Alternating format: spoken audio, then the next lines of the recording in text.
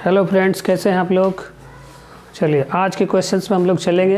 पहला क्वेश्चन हम लोगों का क्या है, देखिएगा। एक वस्तु का विक्रय मूल्य और क्रय मूल्य का अंतर 210 है। यदि लाभ 25% का है तो उसका विक्रय मूल्य क्या होगा। तो आपके पास ऑप्शन है 95, 1050, 1150, 1250। तो चलो देखते हैं इसको।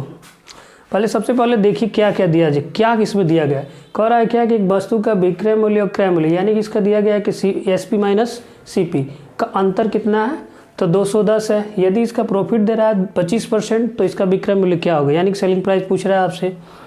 तो जैसे अब देखिएगा, अगर हम लोगों को डायरेक्टली सवाल को लगाना तो कैसे लगाओगे। किसी भी वस्तु पर लाभ होता है तो CP पर होता है, ठीक। अगर उसकी CP मान लेते हैं कि 100% हमारे पास है, देखिए तो आपको दिया कि विक्रय मूल्य और क्रय मूल्य का अंतर, विक्रय मूल्य और क्रय मूल्य का अंतर, विक्रय मूल्य और क्रय मूल्य का अंतर दिया गया है। वो दिया गया है आपको कितना, 210 दिया गया है।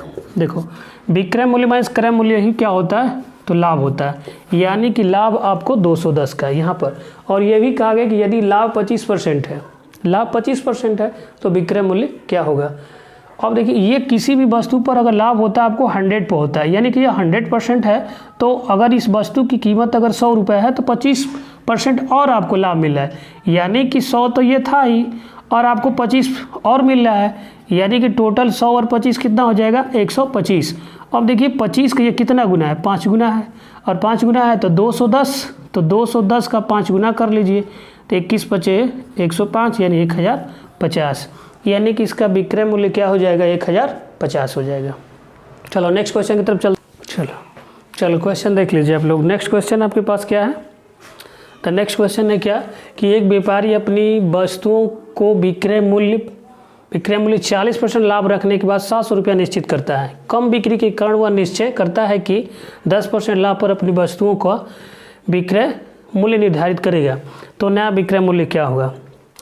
तो देखो सबसे पहले इसका ये देखिए कि 40% जो लाभ दे रहा है और कितना रुपया निश्चित करता है, तो 40% लाभ रखने के बाद वो 700 रुपया निश्चित करता है।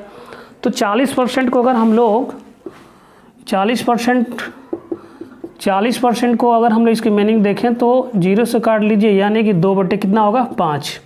तो 40% लाभ निश्चित करता है, यानी कि अगर उस वस्तु की कीमत अगर 5 है या 2 रुपये का लाभ ले रहा है तो 7 हो जाएगा। यानी कि वस्तु की कीमत 5 रुपये और 2 रुपये का लाभ है, तो यानी कि 7 रुपये उसकी कीमत हो जा रही है। तो हम लोग क्या आएगा, 7/5। और यही देखिए 40% लाभ रखने के बाद 700 रुपये निश्चित करता है, यानी कि 7 यूनिट की कीमत क्या है यहाँ पर, तो 700 है, तो इसका 100 गुना है। तो ये वाला भी क्या हो जाएगा, इसका 100 गुना, यानी कि नया जो अब उसका होगा CP वो कितना हो जाएगा, 500। और इस 500 पर ही कह रहा है कि वह निश्चित करता है कि 10% लाभ पर अपनी वस्तुओं का विक्रय मूल्य निर्धारित करेगा, यानी अब इस पर वो क्या करेगा, 10% लाभ लेकर निश्चित करेगा, तो उसका विक्रय मूल्य नया विक्रय मूल्य हो जाएगा, यानी कि सेलिंग प्राइस इसका क्या हो जाएगा, तो 500 या तो 10% निकाल लीजिए, 10% या तो इसका 110 कर दीजिए। 10% निकाल कर उसमें जोड़ सकते हैं, या इसी का डायरेक्टली 110% कर लीजिए, 2 0 काट दीजिए, 11 पचे 55, यानी कि इसकी कीमत क्या हो जाएगी अब, तो 550 हो जाएगी। चलिए नेक्स्ट क्वेश्चन चलते हैं हम लोग। बना लो, हो गया। देखिएगा अगला क्वेश्चन क्या है आप लोगों के पास। हम लोग का अगला क्वेश्चन है कि एक संख्या को उसके 25% से गुणा करने पर मिलने वाली संख्या उस संख्या से 200% अधिक है, तो संख्या क्या होगी। अब सिंपल सा क्वेश्चन है, सभी लोग लगा भी सकते हैं इसको। तो देखो ध्यान देना सभी लोग, अगर एक संख्या मान लीजिए कोई संख्या x है, ठीक, एक संख्या x है, संख्या का उसके 25% गुणा किया, भले इस संख्या का 25%, यानी संख्या का 25% से गुणा करेंगे, 25% मैं लिख देता हूँ इसको। 25% से गुणा करने पर मिलने वाली संख्या उस संख्या से, ठीक है, इस संख्या और कितना प्रतिशत अधिक है, 200% अधिक है, तो यानी कि इसका 200% यह अधिक है, ठीक है। चलो इसमें गुणा भी कर सकते हो, x² कर सकते हो, लेकिन रहने दीजिए इसको। तो इसको लिख दीजिए x का 25/100 बराबर कर लीजिए x प्लस, अब इसको लिखोगे x 200/100। अब इसको कटा दीजिए, तो ध्यान देना सभी लोग, ये 00 कट जाएगा, यह 25 चौके 100, तो यह आएगा x × x/4 इजकल टू यहाँ पर देखो x प्लस 2x बच रहा है, तो ये हो जाएगा आपका x into x by 4 is equal to ये 3x। अब चाहो तो इस x काट दो, तो ये बच रहा है आपका x बराबर 4 3 जा 12। तो आपका आंसर कौन सा हो जाएगा? तो 12। यानी देखो इसमें यही कहा गया था कि एक संख्या को उसी के 25% से गुणा किया गया था, एक संख्या और उसका 25% गुणा किया गया है, और मिलने वाली संख्या जो है प्राप्त संख्या उस संख्या से 200% है, प्राप्त संख्या उस संख्या से कितना है? तो 200% अधिक है। तो इसका आंसर क्या हो जाएगा? 12। चलो आगे देखो, बोलिए। हेलो, हो गया? चलो देखो आप लोग अगले देखो, इसमें क्वेश्चन आपके पास क्या है कि एक वस्तु के मूल्य में हर वर्ष 10% की दर से कमी होती है। अब भाई 10% की कमी हो रही है, यदि वस्तु का वर्तमान मूल्य 729 रुपया है तो 3 वर्ष पहले उसका मूल्य क्या होगा? कौन सा होगा? 1000। चलो देखो, अब देखिएगा ध्यान से। अब सवाल में कहा कि इसको कई तरीके से लगा सकते हैं, लेकिन पहले देखो शॉर्ट इसका देखते हैं हम लोग क्या कि एक वस्तु के मूल्य में हर वर्ष 10% की दर से कमी हो रही है, यानी कि 10%, यानी इसको आप बदल लीजिए तो ये आएगा 1/10, मतलब कमी हो रही है। यानी 10, ये वाला देखो ये 10 है तो इसमें से एक कम हो रहा है, यानी उस वस्तु की कीमत 10 है और एक कम हो रहा है, यानी कि 9 हो रहा है। ठीक है, तो 9, यानी मैंने इसको लिख सकता हूँ 9/10 लिख सकते हैं, मतलब कमी हो रही थी। अब देखिए सवाल क्या दिया गया, क्वेश्चन में कहा गया कि 10% की दर से कमी होती है यदि वस्तु का वर्तमान मूल्य, और वर्तमान मूल्य कितना दिया गया है? 729, यानी ये दिया गया है 729। अब इसका कितना गुना है देख लो, ये यानी ये 9 का क्या है? क्यूब है, तो 10 का क्यूब क्या हो जाएगा आपका? 1000। यानी आपका आंसर क्या मिलेगा? तो 1000 मिलेगा। अब देखो लगाते हैं, जिसे मान लो और इसको ट्राई कर लें, जिसे इस वाले फार्मूले को अप्लाई कर सकते हो इसको, P और 1 माइनस R बटा में 100 की पावर n। अब इसमें देखो ये जो दिया गया है ना, मतलब ये अमाउंट मैंने लिखा है, तो आप देखिए सवाल ये कह रहा था कि कमी होती है यदि वस्तु का वर्तमान मूल्य 729 है, तो 3 वर्ष पहले पूछा गया है, यानी इस समय जो है ना वो A है, A की जो दिया गया है 729 है, तो यहाँ आप 729 लिख लीजिए, और P आपसे यही पूछ रहा है 3 वर्ष पहले क्या था इसका, तो R है आपका 10% बटा में 100, पावर है 3, ये 729, और ये आ जाएगा कटा लीजिए तो 10 होगा, 10 में से कम कर लीजिए 9 बटा में 10 होगा, और इसकी पावर 3 कर लीजिए। अब 3 करेंगे तो ये अब देखिए उधर चला जाएगा, तो इससे 10 की पावर क्यूब से गुणा हो जाएगा, और उसके बाद 9 यहाँ पर बच रहा है 729, और बराबर ये 9 की पावर 9, और यहाँ पर P है तो 9 की पावर क्यूब कर लीजिए, तो ये देखिए कट जा रहा है, अब बच जा रहा है हमारा ये वाला, तो यानी P की वैल्यू क्या आ रही है? 1000। तो आप ऐसे भी लगा सकते हैं और इस तरह से भी लगा सकते थे इसको। ठीक, ओके, चलिए अगले चलते क्वेश्चन। चलो जल्दी से बोलिएगा, ये वाला देख लेते हैं, इस वाले क्वेश्चन का आंसर क्या होगा।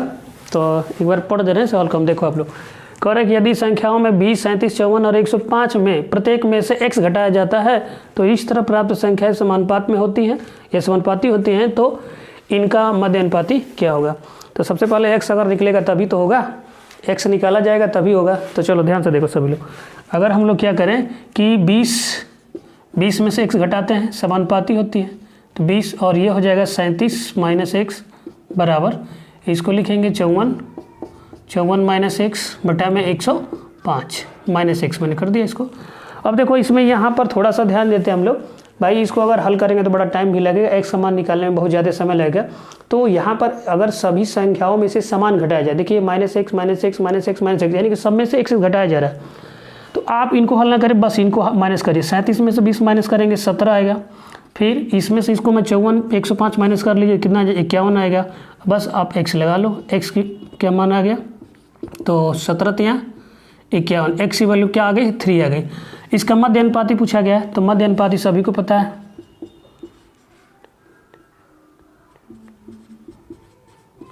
मध्य अनुपाती यानी रूट में होता है, तो इन दोनों का रूट निकालेंगे हम लोग, 7x माइनस 5 फिर x प्लस 1, तो x की वैल्यू क्या है?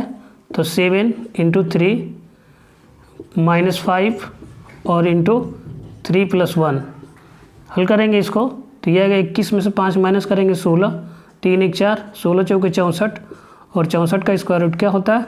तो 8, यानी कि वो संख्या क्या हो सकती है, इनका मध्य अनुपाती क्या होगा? तो 8 होगा, यानी ऑप्शन नंबर ए। चलो अगले सवाल की तरफ चलते हैं। चलो भाई देखो अगला, देखो आप लोग क्या होगा इसका आंसर। देखिए कह रहा है कि 6 मीटर लंबे एक खंभे पर एक घोगा 9 डेसीमीटर चढ़ने के बाद 2 डेसीमीटर फिसलता है और प्रत्येक 1 मिनट के अंतर पर प्रत्येक 1 मिनट के अंतर पर इस गति से वह शीर्ष पर कितने में पहुंचेगा। थोड़ा सा देख लीजिए क्वेश्चन, थोड़ा मैच कर लेता हूं मैं इसको।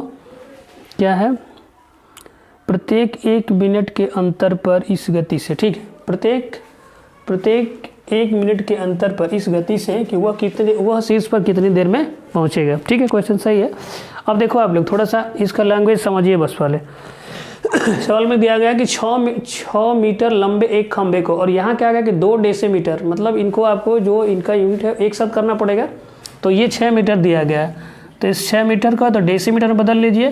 तो 1 मीटर में 10 डेसीमीटर हो सकता है, तो इसमें गुणा करेंगे तो ये आएगा 60 डेसीमीटर। अब 60 डेसीमीटर आ रहा है, अब 60 डेसीमीटर है। अब मान लीजिए कि एक खंभा है, ठीक, तो इस खंभे पर ये घोंघा चढ़ रहा है। तो प्रत्येक 1 मिनट के अंतर पर वो क्या करते हैं कि 2 डेसीमीटर फिसल जाता है। तो पहले तो वो चढ़ रहा है कितना, देखिए 9 डेसीमीटर चढ़ रहा है। यहाँ पर चढ़ने के बाद 9 डेसीमीटर तो चढ़ा हो, लेकिन जैसे ही दूसरा मिनट चढ़ता है ना, तो वो उस यहाँ पर आ जाता है 7 डेसीमीटर, मतलब 2 फिसलता है। तो यानी कि 2 फिसल रहा है, तो यानी कि 2 माइनस करेंगे 9 में से, तो यानी कि 7 चले, यानी कि दूसरे मिनट में वो कितना चढ़ रहा है, वो दूसरे मिनट में चढ़ रहा है कितना, 7 डेसीमीटर। तो देखिएगा ध्यान से कि अगर हम लोग देखें तो 2 मिनट में कितना वो चढ़ रहा है, तो 7 डेसीमीटर दूरी तय कर रहा है वो। तो 2 मिनट में, तो हमारे पास टोटल दूरी कितना है, वो टोटल दूरी कितना है, तो टोटल दूरी हमारे पास कितना है, 60 है। तो हम लोग अगर 7 से इसमें भाग करके देख लें तो 7 8 56 और 7 9 23, मतलब ज़्यादा हो जाएगा। 8 बार मैं देख सकता हूँ, तो 8 से इधर भी गुणा कर लीजिए, 8 से इधर भी गुणा कर लीजिए, तो ये हो जाएगा 8 दूना के 16 मिनट, 16 मिनट बराबर ये हो जाएगा 7 8 56 डेसीमीटर। तो वो चढ़ चुका है, 56 डेसीमीटर तो चढ़ गया, लेकिन बचा कितना, ये तो 60 है, ये तो 56 है। यानी कि अगर 60 में से हम इसको माइनस कर दें 56 को, तो हमारे पास 4 डेसीमीटर दूरी अभी बच जा रही है। तो यानी कि 16 मिनट है, वो 17वें मिनट वाला में वो कंप्लीट करेगा। तो यानी वो चढ़ रहा है कितना, पहले मिनट में वो कितना चढ़ रहा है, तो एक होगा जो कि 2, मतलब ये 9 डेसीमीटर चढ़ने के बाद 2 फिसलता था। तो यानी कि अब इसमें आप 9 से भाग दे दीजिए, तो ये तो मिनट में आ गया, इतना मिनट में वो भी दूरी तय कर लेगा। और पहले से कितना था, 16, तो 16 था, तो 16 और ये इसको दोनों को जोड़ दीजिए, तो यानी कि 16 से ही 4/9 मिनट में उस दूरी को तय कर लेगा। तो ये ऑप्शन नंबर आपका सेकंड सही है इसका। चलो सबको समझ में आ गया होगा। चलो